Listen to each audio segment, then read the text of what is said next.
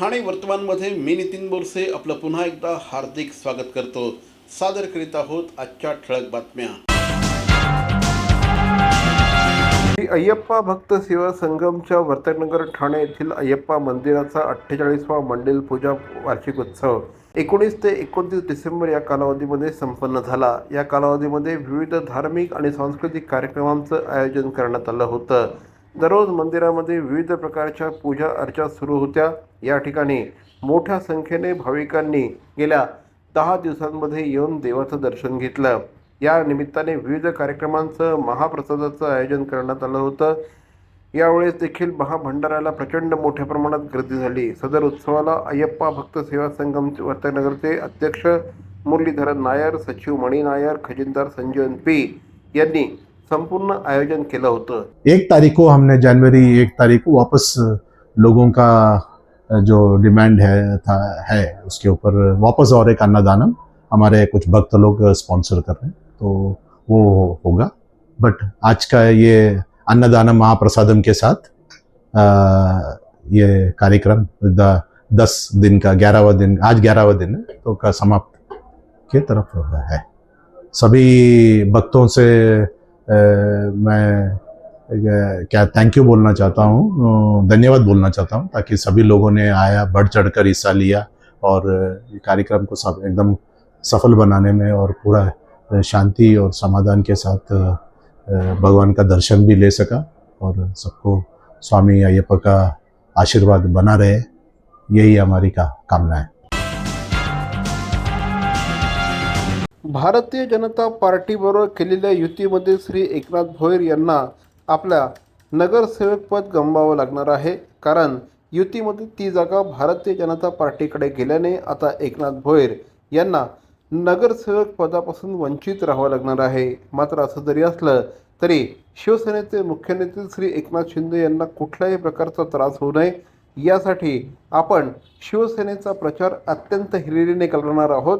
त्याच पद्धतीने त्यांच्या पत्नी एकता एकनाथ भोईर यांना मात्र शिवसेनेने उमेदवारी दिलेली आहे। त्यामुळे एकता भोईर यांना निवडून आणण्यासाठी सगळ्यांनी एकदिलाने प्रयत्न करू आणि शिवसेनेचं कार्य करत पुढे जाऊ, असं श्री एकनाथ भोईर यांनी म्हटलं आहे। शिवसेना भाजपाची हिंदुत्वाची युती ती टिकायला पाहिजे आणि म्हणून मी एक पाय मागे घेतला आणि एकनाथ भोईर यांना मी स्वीकारलं। तर ठीक आहे, मी माझी सुनबाईकर शिंदे साहेबांचाही मला फोन आला, आता सुद्धा साहेबांनी मला बोलून घेतलं आणि सांगितलं एकनाथ आपल्याला महाराष्ट्रामध्ये 29 ठिकाणी युती करायची आहे आणि ती युती काही ठिकाणी होणार, काही ठिकाणी होणार नाही, पण ज्या ठिकाणी होणार नाही त्या ठिकाणी मला थोडासा त्रास होईल। त्यामुळे पक्षप्रमुखाला, आपल्या मुख्य नेत्याला त्रास होऊ नये किंबहुना त्याला वेदना होऊ नयेत म्हणून हे आपण स्वीकारलेलं हे आहे। परंतु मी तुमच्या बळावर स्वीकारलेलं आहे। त्यामुळे यज्ञ भोईर ही तुमची सून, तुमची मुलगी म्हणून तुम्हाला प्रचार करायचा आहे आणि एकनाथ भोईर सदैव तुमच्या बरोबर आहे। हनुमंत जगदाळे यांनी शिवसेनेमध्ये प्रवेश केल्यानंतर त्यांची 4 तिकीटं शाबीत राखण्यात त्यांना यश आलं आहे। हनुमंत जगदाळे यांना त्यांचं पूर्ण पॅनल देण्यात आलं आहे। आज श्री जगदाळे यांनी आपला उमेदवारी अर्ज दाखल केला। हे पहा, काम हे नागरिकांचं सातत्याने करणारे कार्यकर्त्यापैकी मी एक स्वतः माझे सहकारी आहे। प्रथमच गेल्या 50 वर्षानंतर या ठिकाणी मी शिवसेना भाजपाचा अधिकृत उमेदवार म्हणून या ठिकाणी निवडणूक लढतोय। यापूर्वी काँग्रेस आणि राष्ट्रवादी काँग्रेस पक्षाच्या माध्यमातून लोकसेवेचं काम केलेलं आहे। मी खरोखर धन्यवाद देईन राज्याचे उपमुख्यमंत्री एकनाथरावजी शिंदे साहेब, त्यांनी दिलेला शब्द पूर्ण केला आणि लोकमान्य नगरच्या विकासासाठी जे त्यांनी वचन दिलेलं आहे ते पूर्ण करण्यासाठी या ठिकाणी मला आणि माझ्या सर्व सहकाऱ्यांना उमेदवारी देऊन या विभागाचा विकास करण्याची जी भूमिका आहे ती भूमिका निश्चित प्रकारे निभावण्याचं काम पूर्ण केलेलं आहे। कळवा प्रभाग क्रमांक 9 या ठिकाणी शिवसेनेचे गणेश कांबळे आणि विजय लासे या दोन्ही नगरसेवकांना शिवसेनेने पुन्हा एकदा संधी दिली आहे। गणेश कांबळे यांना गेल्या अनेक वर्षांपासून विरोध असताना देखील पुन्हा एकदा संधी देण्यात आली आहे। तर मनोज लासे यांच्या सामाजिक कार्यामुळे त्यांच्या पत्नी विजया लासे यांना पुन्हा एकदा उमेदवारी देण्यात आली आहे. पूर्ण खात्री होती मला भेटेल. दुसऱ्यांदा आहे का साहेबांचा आशीर्वाद. या ठिकाणी आमचे वंदनीय उपमुख्यमंत्री एकनाथजी शिंदे साहेब यांनी दुसऱ्यांदा मला या ठिकाणी उमेदवारी दिलेली आहे आणि या संधीचं नक्कीच आम्ही सोनं करू. प्रभागामध्ये गेल्या 8 वर्षामध्ये जो विकास केला आहे, जी कामं आम्ही केलेली आहेत, त्याची पोचपावती या साहेबांनी आम्हाला दिलेली आहे. राजकुमार यादव यांच्या उमेदवारीवरून काल भारतीय जनता पार्टीच्या कार्यालयामध्ये चांगलाच राडा झाला. राजकुमार यादव यांनी यापूर्वी देखील आपलं नगरसेवक पद भूषवलं आहे. काल मात्र त्यांचं तिकीट कापल्यानंतर भारतीय जनता पार्टीच्या कार्यालयामध्ये प्रचंड मोठ्या प्रमाणात राडा झाला.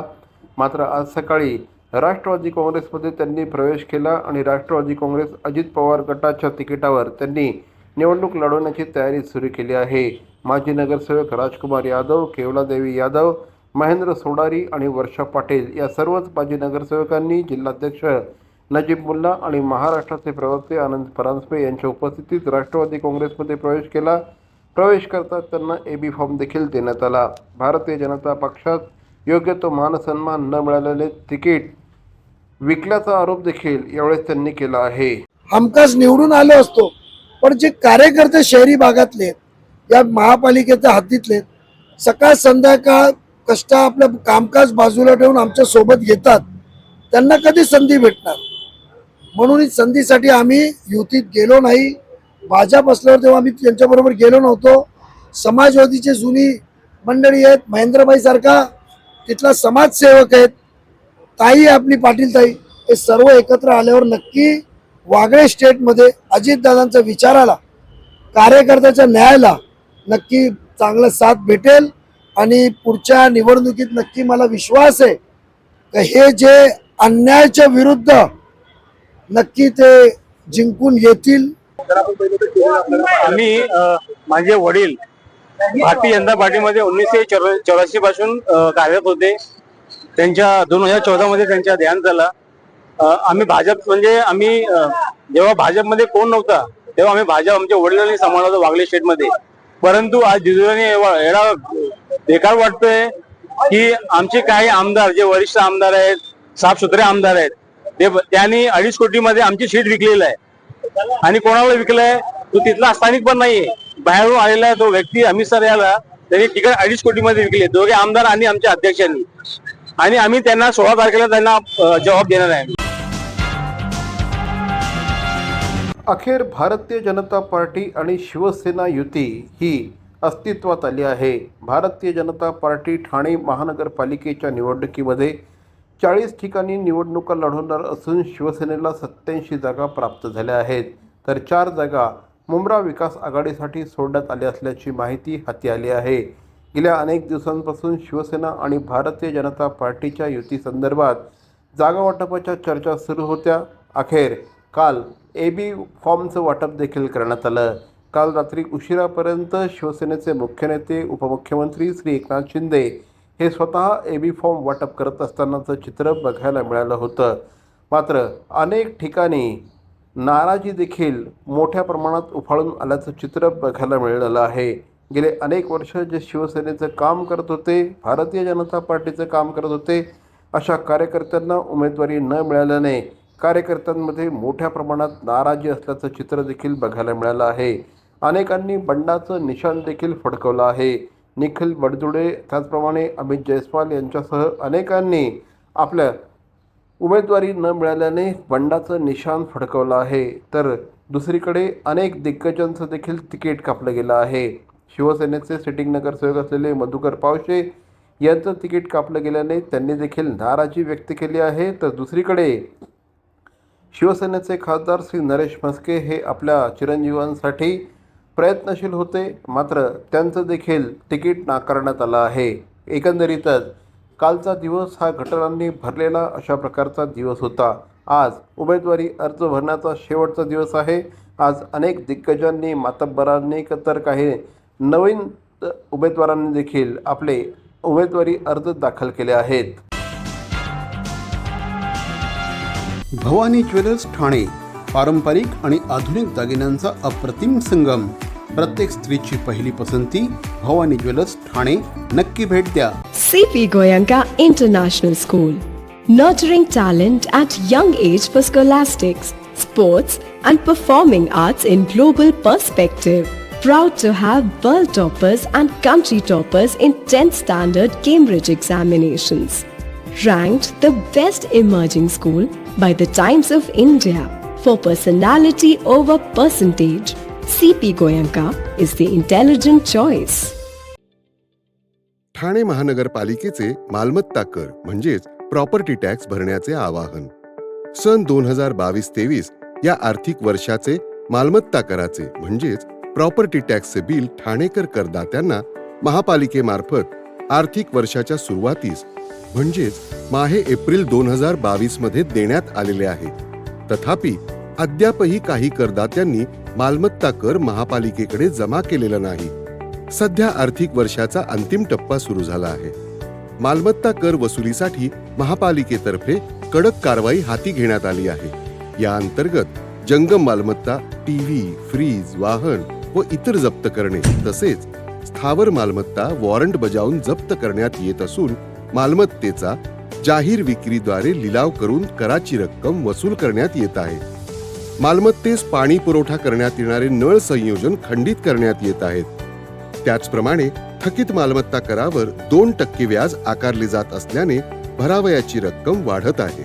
आपला मालमत्ता कर propertytax.thanecity.gov.in या लिंकद्वारे तसंच गुगल पे, फोन पे, पेटीएम याद्वारे ऑनलाईन पद्धतीने करण्याची सुविधा उपलब्ध करून दिली आहे.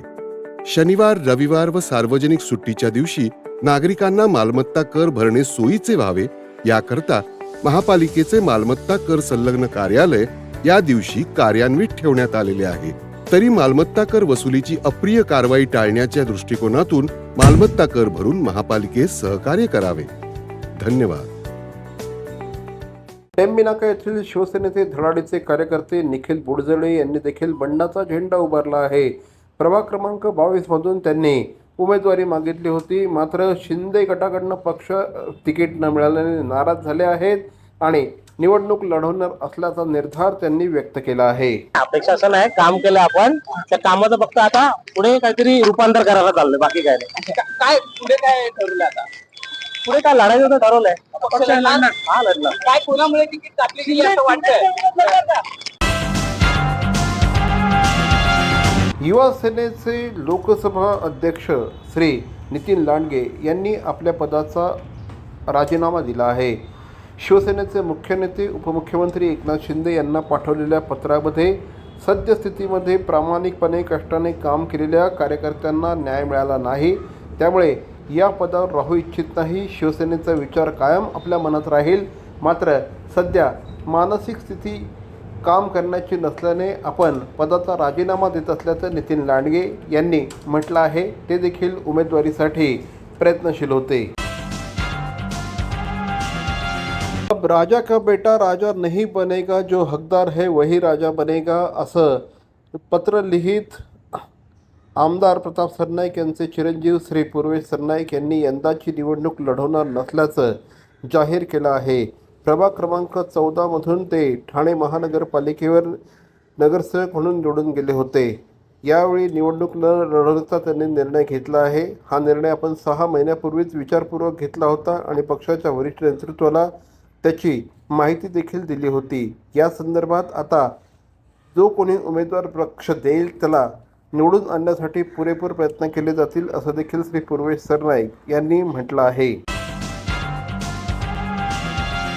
ठाणे महानगरपालिकेच्या निवडणुकीमध्ये प्रभाग क्रमांक 4B मधून भारतीय जनता पार्टीच्या उमेदवार स्नेहाताई रमेश आंबरे यांनी आज आपला उमेदवारी अर्ज दाखल केला.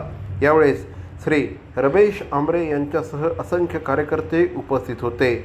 या परिसरामध्ये केलेलं काम, या परिसराचा केलेला विकास, या परिसरामधील लोकांशी असलेले संबंध या माध्यमातून या निवडणुकीमध्ये देखील 100% यशस्वी होऊ असा विश्वास यावेळी स्नेहाताई आंबरे यांनी व्यक्त केला.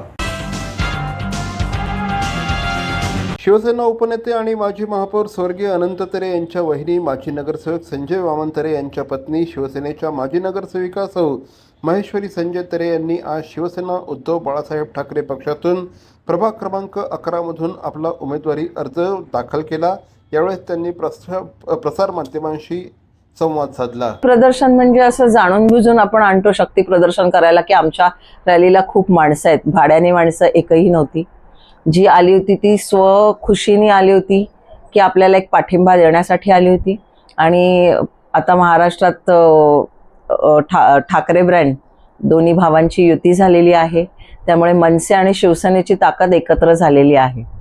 तर निश्चितच आम्हाला ते खूप बळ मिळेल की आम्ही रॅली काढली ती लोकांना दाखवायसाठी नाही, पण आम्ही फॉर्म भरतोय, उमेदवार कोण आहे हे आपल्या प्रभागातील लोकांना कळलं पाहिजे, त्याच्यासाठी एक आम्ही रॅली काढली। नाही तर आम्ही असं ठरवलं होतं की आपण तिथे जाऊन फॉर्म भरून नंतर येताना आपण असं येऊ, पण ह्या लोकांचं, मतदारांचं किंवा आपल्या कार्यकर्त्यांचं असं म्हणणं ठरलं की आपण वाजत गाजत जाऊया, म्हणून त्यावेळेला आम्ही हे केलं। शक्ती प्रदर्शन हे कुठेही दाखवायचं नव्हतं, एक सगळी सामान्य माणसं, कार्यकर्ते आणि मतदार आपले त्याच्यात सामील झाले। ठाणे महानगरपालिकेच्या प्रभाग क्रमांक 9D मधून उमेदवार श्री उमेश पाटील यांनी आपला उमेदवारी अर्ज आज दाखल केला आहे। शिवसैनिकांसह भगवे फेटे परिधान करत उमेश पाटील यांनी आपला उमेदवारी अर्ज आज दाखल केला। उमेश पाटील यांनी या प्रभागाचं नेतृत्व केलेलं आहे। यंदा देखील पक्षाने त्यांच्यावरच विश्वास टाकलेला आहे। या प्रभागात केलेल्या कामामुळेच आपल्याला पुन्हा एकदा पक्षाने संधी दिली असल्याचं यावेळी श्री उमेश पाटील यांनी सांगितलं। आणि हिंदुत्वाचा मात्र आम्ही मतं मागणार आहे। या भागातल्या महाराष्ट्रामध्ये आता एकनाथ शिंदेचं नेतृत्व काम करत असताना मान्य खासदार साहेब, मान्य दशरथ पाटील यांच्या नेतृत्वात आपण बघितलं आज हिंदुत्व का म्हणजे हिंदुत्व जिवंत राहिले, महाराष्ट्रात सुखलाम राहिलं ही भावना ठेवूनच आम्ही उभे आहोत मागतो। या भागाचा विकास करायचा असेल तर हिंदुत्व पर्याय हे आम्ही विचार केला आणि आमचं विजन आहे।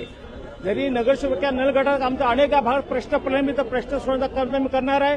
आणि प्रभाग 9 मधून आम्हाला ड मतांची उमेदवारी दिलेली आहे। या भागात दादांच्या नेतृत्व काम करताना आम्ही जातीपात बघत नाही, आम्ही सर्व जनतेला घेऊन 40 वर्ष राजकारण करतो। जनतेचा विश्वास आमच्यावर आहे म्हणून संपूर्ण जनता आमच्याबरोबर पोहोचलेली आहे, आनंदाने आमच्याबरोबर आलेली आहे। आज एबी फॉर्म मध्ये आम्ही 4 सन्मान नगर फॉर्म भरत आहेत, याचा आनंद झाला आहे। आणि आता आम्ही इथून कलवा प्रभाग समितीला फॉर्म भरायला जात आहोत। त्यामुळे सर्वांचं आज सर्व आमचं असंख्य कार्यकर्ते आजच्या या माझ्या एबी फॉर्मला भरण्याकरता आले, त्यामुळे सर्वांचा मी आभार मानतो। तर दुसरीकडे नम्रता भोसले, मिनल संखे आणि विकास रेपाळे यांनी देखील मिरवणुकीसह जाऊन आपला उमेदवारी अर्ज दाखल केला। गेल्या अनेक वर्षांपासून प्रभागामध्ये करत असलेल्या कामामुळेच पुन्हा एकदा आपल्याला संधी मिळाली असल्याचं श्री विकास रेपाळे यांनी सांगितलं। तर मंडळी, या होत्या आजच्या ठळक बातम्या ठाणे वर्तमानमधून। आम्ही ठाण्याच्या राजकीय, सामाजिक आणि सांस्कृतिक घडामोडींचं वर्तमान चित्र दाखवण्याचा प्रयत्न करतोय। अर्थातच आपल्या सहकार्याची गरज आहे, तेव्हा आपल्या सूचना आणि समस्या आम्हाला जरूर कळवा। आमचा पत्ता ठाणे वर्तमान, Dadoji Konde stadium, shop number 16, Khatan road, Thane पश्चिम। तर मग पुन्हा भेटू उद्या याच वेळी याच ठिकाणी ठाणे वर्तमानमध्ये। तोपर्यंत धन्यवाद। जय हिंद, जय महाराष्ट्र।